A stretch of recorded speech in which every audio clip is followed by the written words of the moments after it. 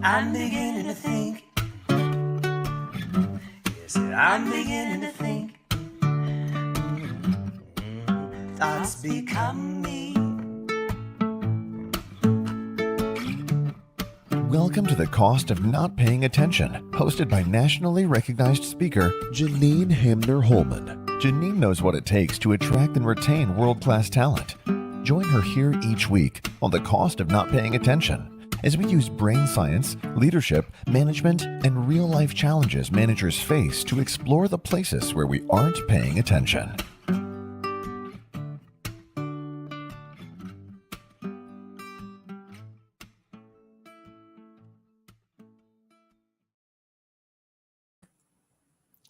Welcome to The Cost of Not Paying Attention. I'm your host, Janine Hamner Holman. What am I paying attention to today? I came across the quote recently that Lewis Carroll said when he said, if you don't know where you're going, any road will get you there. And then Steve Maraboli tweaked it and said, if you don't know exactly where you're going, how will you know when you get there? If you're a frequent listener to the podcast, you may know that over the last decade, probably a little more, I have become obsessed with how our brains work, neurobiology. And one of the things that has been so tricky about this time that we have all been going through over the last several years, where we've sort of been in this sea of uncertainty, is that the absence of certainty can trigger a powerful sense of threat in our brain. And that can greatly diminish our ability to really communicate well and the quality of our decision making. We can also enter that same threat state when we feel like our autonomy is threatened. So whether we're worried about the economy or layoffs or cutbacks or world events, big and small, certainty and autonomy can feel hard to come by these days.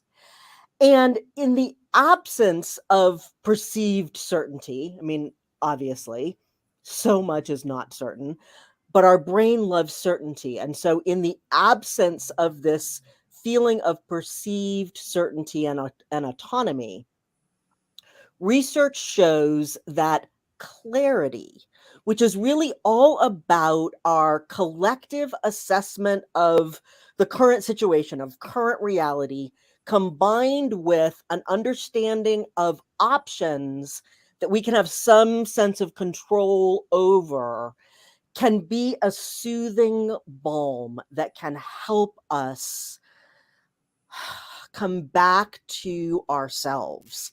And so under these challenging circumstances like job insecurity, socio-political uncertainty, even interpersonal conflicts, we can help alleviate the stress of the unknown and put ourselves on a path to progress by getting focused on clarity and knowing where we're aiming to go. Which brings me, Sorry, I'm hearing a technical issue. Are you hearing that too, Diane? Mm-hmm, I am. Okay, so I'm not sure what happened here, but is my mic being naughty? Yeah, your mic is, there's something up with the microphone. Not sure what's going on. All right, so I'm going to change the mic. Not sure what happened. How's that? Keep talking to me.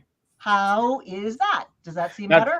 Yeah, that's definitely going to come across a lot clearer. I'm going to go ahead and leave the room if you don't mind repeating what you said in the past minute or so. That would be helpful.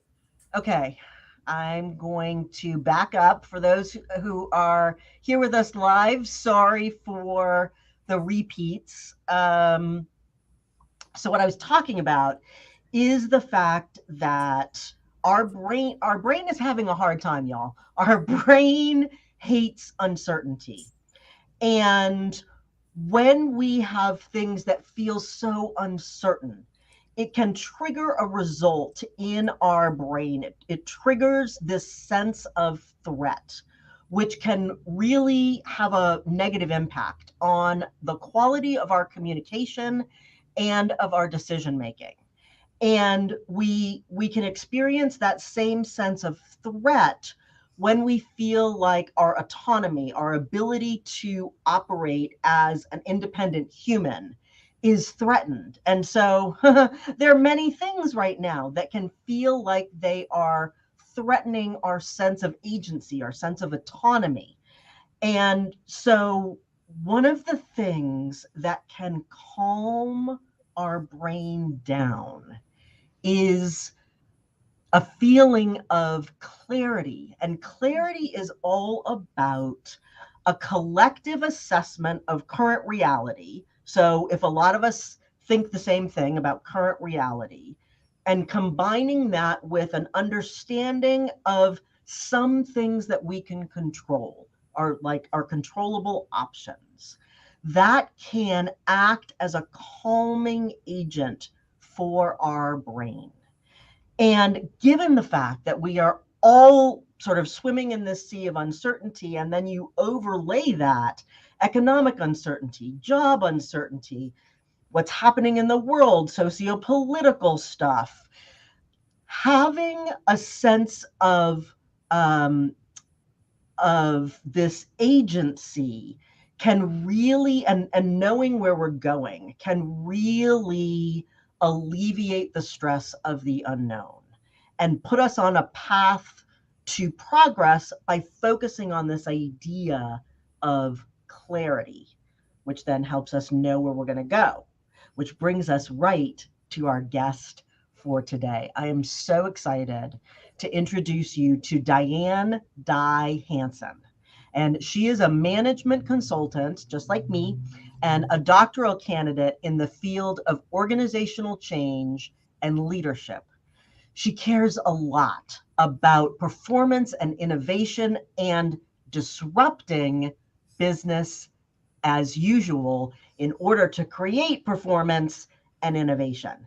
And she helps leaders analyze their organizations and make process changes necessary to improve employee experience, engagement, and productivity to increase the bottom line. Welcome to the show, Diane. Thank you so much for having me, Janine. It's amazing to be here. Oh, you're so welcome. So I'm going to start the way that I often do, which is tell me something that you have become aware of that we are not paying enough attention to, either consciously or unconsciously. And then what is the cost of that inattention? So what we're not paying attention to a lot of the time, and it's usually the fault of business as usual, of the fire du jour, is what does success actually look like? And, I would even challenge that we keep the front of this podcast where we had a little bit of technical difficulties, because that is a perfect example of a success metric that triggers a producer to come on. Oh, we have some audio quality problems. I noticed that. I know success for this podcast looks like clear audio quality. Therefore, audio quality not clear? No. All right, let's go in. Let's quickly fix it, close the gap, and now we move on towards success. But what happens in the day-to-day is that we are just so caught up in the autopilot, in the business as usual, in point A to point B. But where I specialize and where I focus on is service delivery, because that is the place where point A to point B is a lot shorter. Yeah. You are in a service, you have your client or your customer, and you have your service delivery employee. And if something is broken metrics wise here, or training wise, or skill gap wise here, it visits that front line very, very quickly. Yeah. And it can in a product sense, but it might take a little bit longer to impact that bottom line. But in a service type industry, it happens quick. It happens quick in a restaurant. It happens quick in healthcare. It happens so fast. So if you do not know what success looks like, and you are not measuring what success looks like, you give yourself a big blind spot immediately because you have not built that plan, that certainty around that vision. And nothing feels more uncertain than not knowing what that vision is.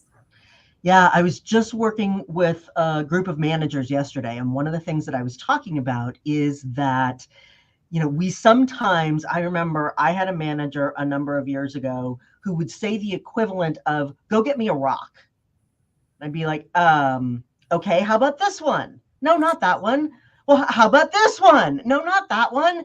And I kept feeling like I was doing a bad job because I'd try and do whatever it was that she was asking for, but I wasn't getting enough clarity about what success looked like.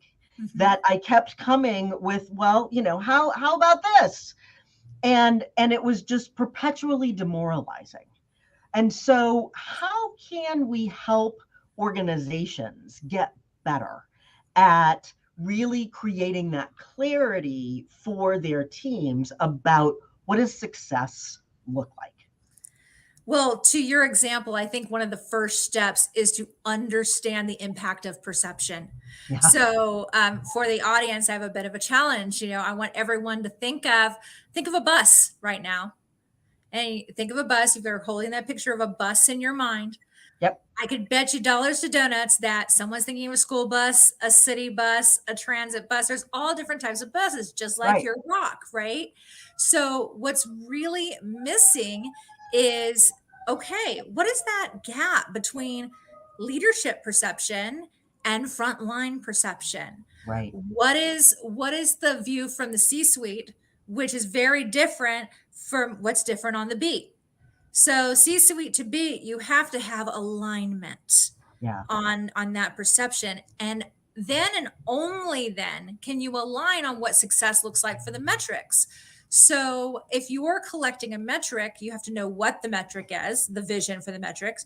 You Yep. also need to know the how. And sometimes who's on the beat, that idea of what is even possible perception wise is totally different than what the C-suite thinks can be done.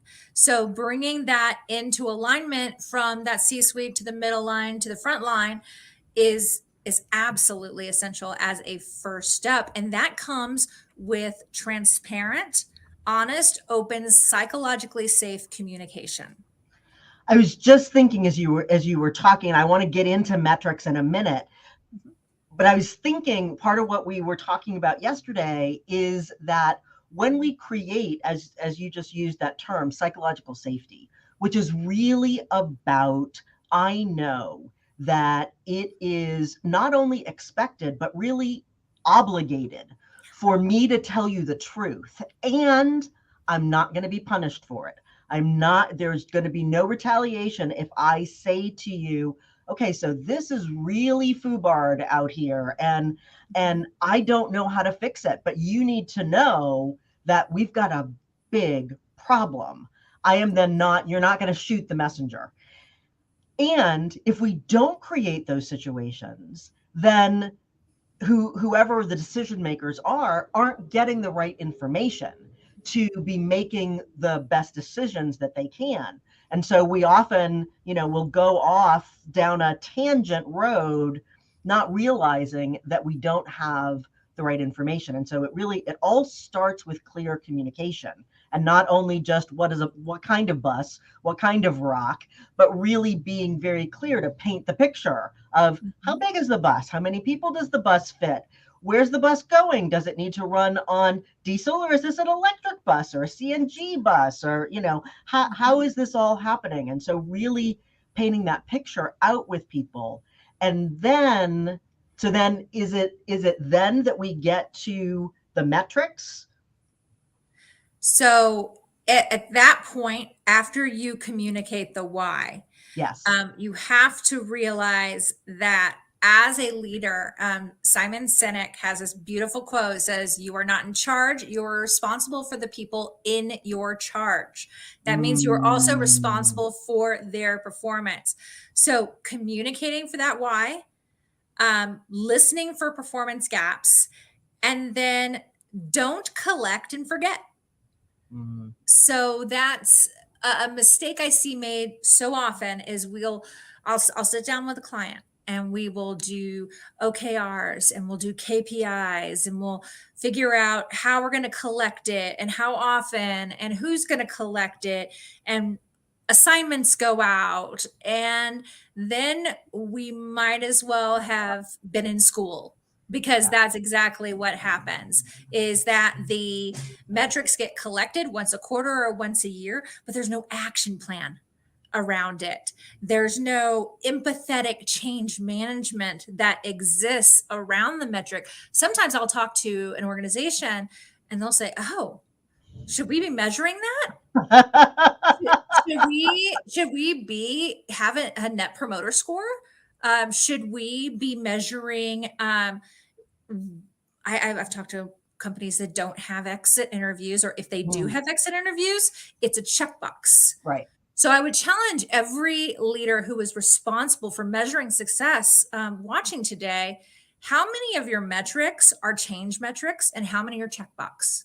Yeah. Because the more checkbox metrics you have, okay, it might look good at the 30,000 foot level, but the level of change and excellence in service delivery that you're achieving is diminished. Yeah. And you don't want to be in a spot where you're like, yes, absolutely. Yes, we collected this. Here's our metrics. Da, da, da, da, da, da, da, da. And oh, this one that's kind of an outlier, well, we just won't include that one in the report. Right. Or we collected them, and then sort of as you were pointing to, we didn't really do anything with it. Yeah. And then we didn't close the communication loop with our people. We didn't say, so here's what we learned, here's what we heard, here's what the information told us, here's what the data said, and then here's what we did with it. And so, thank you for your participation in this. And part of being responsible for the people in your charge is to understand what barriers they face and removing those barriers. And also, when something is going well, enough to go, this change actually went really well. So without so quickly going on to the next one, onto the next one, onto the next one, we take some time and we value and we validate. Yeah. And when we value and we validate, that also improves performance, because I feel seen, I feel heard, I feel safe, and I want to perform because I feel like this organization is helping me reach my personal goals. Right. So reviewing and celebrating that success is important. So if you can kind of think of it like building a house, right? You're not going to slap a roof on a piece of sand and call it done. Right. Like that's it. That's it. I got my roof. I got my roof. I am literally, technically, I am under a roof. Right. But I have to crawl under the sand to get in under the roof. It's not going to work, right? So you've got to pour that foundation. That foundation is measure what matters. It's the OKRs and KPIs, but it doesn't stop there. And by stopping there, leaders do their organizations a disservice. Yeah. So I want to back up a second. Chaz, can you pull up What Works Consulting 1? And I want to get people really clear on these two terms. So this is directly from Diane's website. So Diane, can you just talk a little bit about what an OKR is and what a KPI is? Because some of our listeners may not even be clear about those terms. Absolutely. So OKR is objectives and key results. So it is, I've said a couple of times this podcast, the 30,000 foot view. Mm-hmm. This is what matters to the organization. It's high level. The objectives can be strategic, operational, tactical, but those objectives are basically, if you think of it like a circus tent, it is the tent pole. Mm-hmm. Without a very solid objective and key result, you can't trickle down to the actionable KPI or key performance indicators. And what that does is that measures the progress toward those higher 30,000 foot objectives, acting as tent stays. The tent will stay up when you have all of the anchors that are tight, secure, KPIs are being met. KPIs are more tactical in nature. They are specific. They can be used to gauge how well employees are doing in terms of meeting their goals. But they're very, very specific. And the OKRs are that top level organizational priority. Paired together, it is such an organizational superpower because you are tightly focused on the CEO's vision for the organization. You are tightly focused on the operational goals, the financial goals, the people operations goals. Everything at that 30,000 foot sea level is directly attached to what is happening on the bottom line so the show can go on. And if any of those lines go loose, what happens? The elephant leaves the circus. Right. We have a problem. We have a problem. Right. Right. So if you a quick test, you can say, is this an OKR or is this a KPI? You need to ask yourself, who cares? Right. My one OKR would be shareholder return. Who cares? The CEO, board, CFO, right. They care, right? Yep. So how would that translate to the bottom line with the KPI, shareholder return? Customer value. Who cares? Well, the salespeople care because they have to develop customer value in order to make the sale. The customer success or customer management teams, they care because you want to deliver customer satisfaction. Retention matters. All of these little KPIs, not so little because they attach to something bigger like shareholder value, right. Or shareholder return. And there could be a number of things like that, like, how do we show up in the media as an organization? Or one thing that I have been looking at currently is how reviews on Indeed, Glassdoor, and external reviews, how those connect to internal measurements within the employee satisfaction function and the employee engagement function, which can be used. These external things, the risk can be mitigated so that they don't show up. But if they are out there, if there are less than 3 stars, to not go the route of blame and go the route of curiosity. Yeah. Man, curiosity, I feel like, is a word that needs to be like forefront in every organizational leader, regardless of what your role is in the organization. But everyone who's a leader in an organization gets to get curious these days. And I think, when we put curiosity first, we then have an opportunity to let go of fear, let go of scarcity, let go of it's my fault, let go of blame and shame, and move into how do we get this on track, whatever the this is in that sentence. Yeah. And suddenly it's okay for the audio to go wrong. It just does. And, there's no blame, there's no shame, there's no anything, there's no weight behind that, right? And it gets to be the object lesson that it is and the piece of value that it is versus being afraid of failure, being afraid of looking funny, being afraid of any of the above. It just is. And you go, okay, that was, now what is? And then if it was, and then you figure out what is, then you can figure out what you can do about it. So what's coming up in my brain is 2 different things, both of which, if we have enough time, I want to get into a little bit. One is about culture, organizational culture, and how that connects with this. And then the other is around keeping employees. Chaz, can you pull up HBR 1 for just a second? So when we were prepping for this interview, I will confess, I work a lot with organizations on organizational culture. And I have never really thought, other than like employee engagement surveys, I've never really thought about how to use data in order to design culture, in order to further culture. Thanks, Jazz. So what ideas do you have about the intersection between culture and measuring success and data? Well, first, you have to know what kind of culture you have and what you really have. It's Yeah. not what kind of culture you want. It's not Right. about the writing on the wall. Right. Funny story. I was fresh faced in my 20s, and one of the organizations that I was working for was acquired by another one, and we had a town hall.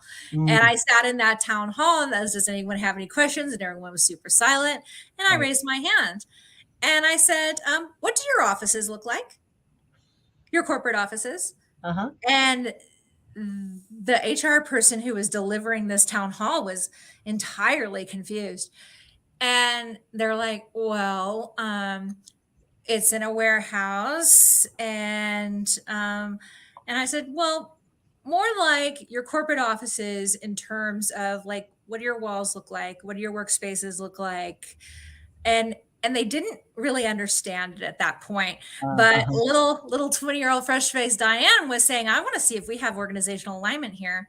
Yeah. Because if we're looking at an organization that is very industrial and very set in old ways and very this is the way it has always been in business as usual, merging with an organization that has brightly colored walls, 2 managers per office who collaborate, an open pit area, and lunchrooms. Right. We have some differences here that me as an employee need to understand. So the idea is that we utilize metrics for culture by knowing what the culture actually is within the organization with an employee engagement satisfaction survey to find out what's actually going on in the trenches. We compare that to the cultural vision, which is in alignment with the mission, vision, values of the organization, is, a cultural vision. Right. And then we close those gaps with gap analytic framework to discover, okay, what's our current state? What's our ideal state? What do we have to look at knowledge, motivation, or what's within the organization to close these gaps up so that we're walking the walk and talking the talk, so to speak, so that when we're recruiting new employees, we're telling the truth. Yeah. and that people's day-to-day experience, my least favorite thing, and I worked in this kind of organization for a while, is if they've got posters up on the wall that say things like teamwork and, motivation and something maybe about success, but then that's not people's day-to-day experience of working there. Every time I walked into that lunchroom and saw those beautiful posters, I got mad. And I felt like a little part of me died every day that I walked into that lunchroom, such that by the time I eventually left, a lot of me had died.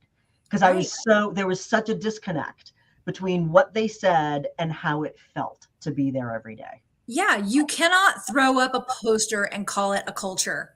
It just doesn't work like that. And mission, vision, values, unless communicated and measured to the bottom line that this is happening, I'm sorry, it's not your mission, vision, or values at that point. I'd like to challenge anyone who's in the executive ranks watching this to look at their organization's mission, vision, values and ask, do I measure these to my bottom line within my role, within my responsibility? So if you're at the C level, is this happening? If you're at the mid level, can I make this happen? And if you're in the Front trenches line. doing the work, go, you know what? What can I do? Yeah. What is my responsibility in making this happen? That should happen across the organization. Yeah. So from the C level to the mid level to the front lines, what is my responsibility in this in making this culture? Because culture starts with a seed. It's it starts with a seed, and that seed sprouts, and you remember those like little flowers that you blow on, and Oh then yeah, the seeds grow dandelion everywhere, seeds. and then Yeah, there's more.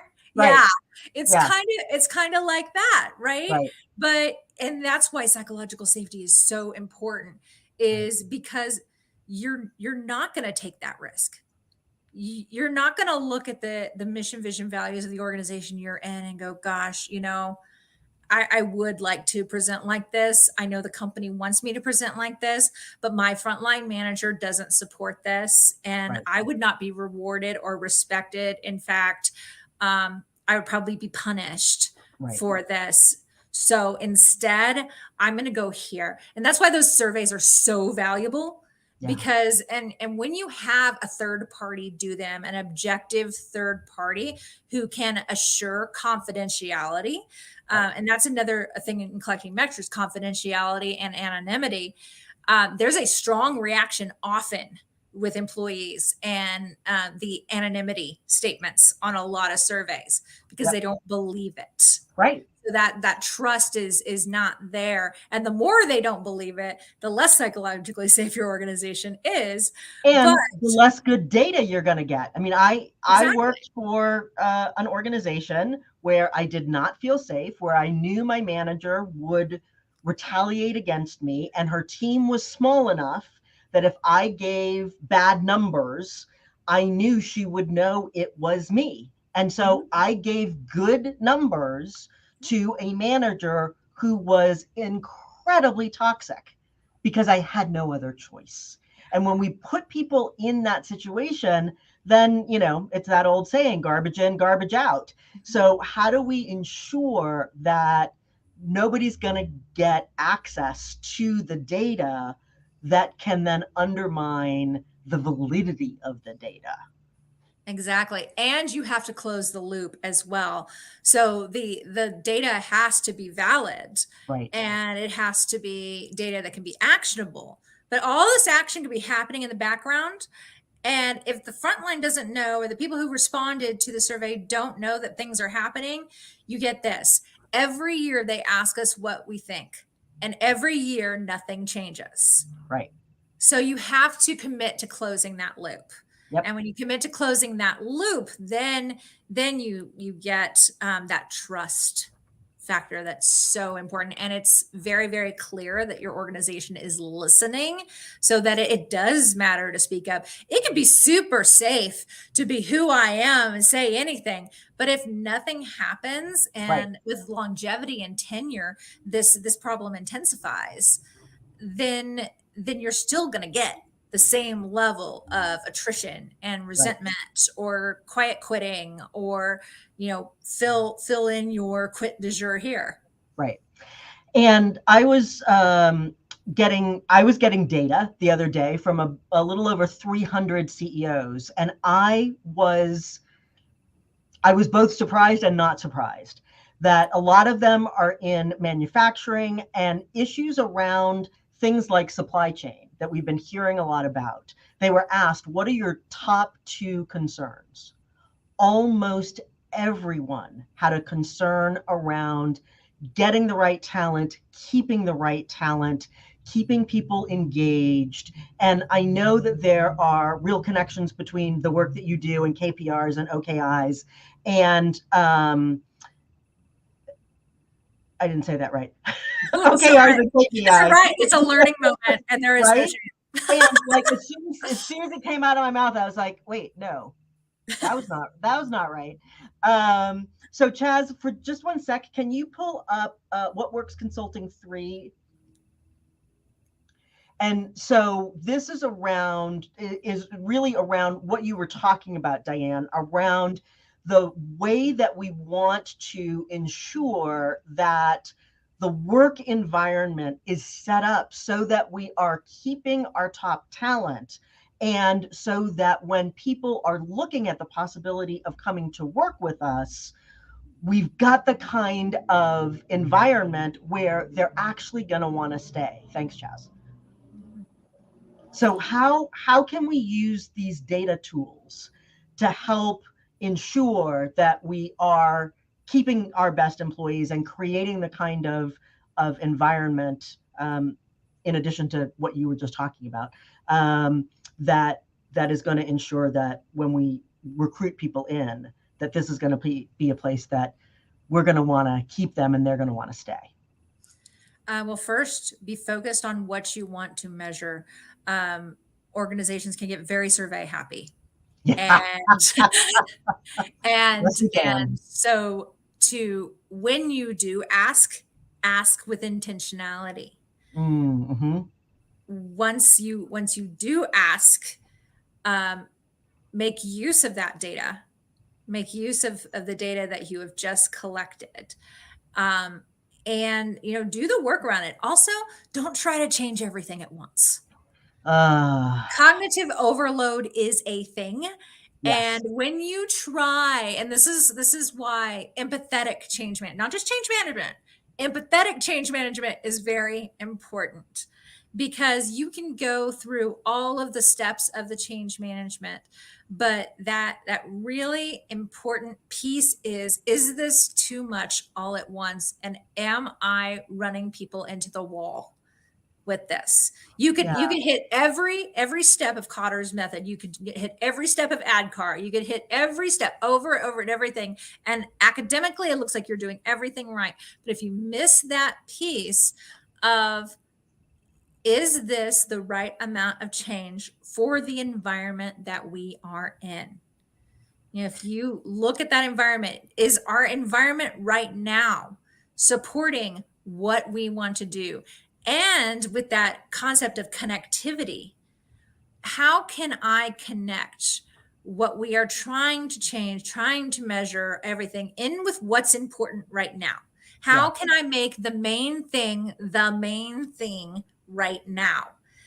And then I have a belonging initiative. I can connect that with this. Mm-hmm. How can I connect so I don't get to that place of, they survey us, they make all these changes, there's a million changes going on all at once. And yes, we do want to make a lot of change, and we want to be innovative and all of that, but we also want to create innovation that sticks. Right. And if we try to change too much, I mean, back Too on a fast. personal level, it's like going on a diet, right? Right. I'm gonna exercise. I'm gonna eat right. I'm gonna change my wardrobe. I'm gonna change my hair. I'm gonna change everything. Right. And what happens? What happens in the month? Well, we do it for a few weeks and then we stop. It's done. Right. It's done. But what's happened is you've actually forced yourself on a personal level into that cognitive overload. It's too much. Yeah. So understanding that span, if you think of it kind of like here's our highest level output, our extreme on this end, here's our extreme on this end. How do we define the middle, the sweet spot in connection with these initiatives so that we don't create that metric overload? Metric collection is just the beginning. Right. It's metric collection, check, but it can just. But then what are we doing with it? What are we doing with it? Exactly. So to do something with it. I love this, and I love that this conversation is happening now. So our last episode, which was with Beth Banks Cohn, was all about change management. And so now we're talking about how we measure change and how we measure success, which so much go hand in hand. I was just talking with an organization that I've been working with for about 6-8 months now, and we were going to begin a big change initiative. And there were about 10 of us sitting around in a conference room last week, and we decided we're not going to do it yet. There's been so much change. There have been so many things happening and new programs coming on board and new clients coming on board. We need to get our feet back under us again before we start the next thing. And so I love what you're pointing to. We are 10 minutes over our 30-minute ideal, because, as I said, I get talking with people that I enjoy, and I just want to keep talking. So I do want to start wrapping it up here. Is there anything that you were hoping we would get a chance to talk about today that we haven't had a chance to touch on yet? I think we really touched on the high points of it, Awesome. and that metrics are important to collect, but it's what you do with them, it's how you communicate them, it's how you listen for performance gaps. Don't collect and forget, execute empathetic change, and review and celebrate the success of the change, and learn from the failure of the change, and don't be afraid to fail. Keep the organization psychologically safe. So it's not a thing to fail. Right. What a perfect note to end on. Thank you so much, Diane. Thank you for your deep understanding of these things, your curiosity about them, for that note that we are all creatures, whether we are individuals or teams or organizations. We are all creatures in the process of becoming. And when we get hooked by, oh, I didn't do that right, I didn't do that perfectly, whether it's me, a we, or an us, we get thrown off. And our opportunity is to get curious, and our opportunity is to learn. So thank you so much for creating some more clarity around these concepts and how we can work with them well. You're so welcome. And if your viewers want to get more curious, they're welcome to subscribe to my free research. We release research every week, and you can go to bit.ly/WWC free research. And I just signed up, and you've got 2 white papers that people immediately get, one around retirement and one around driving employee retention. So y'all go and check those out. Definitely.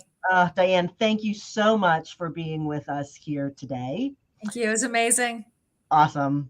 I am Janine Hamner Holman, and this has been The Cost of Not Paying Attention. Remember, great leaders make great teams. Until next time.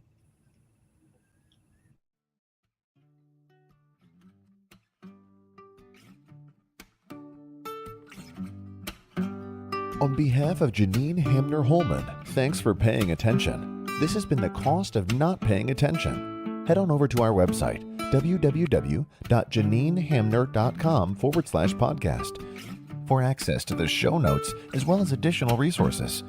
Remember, great leaders make great teams.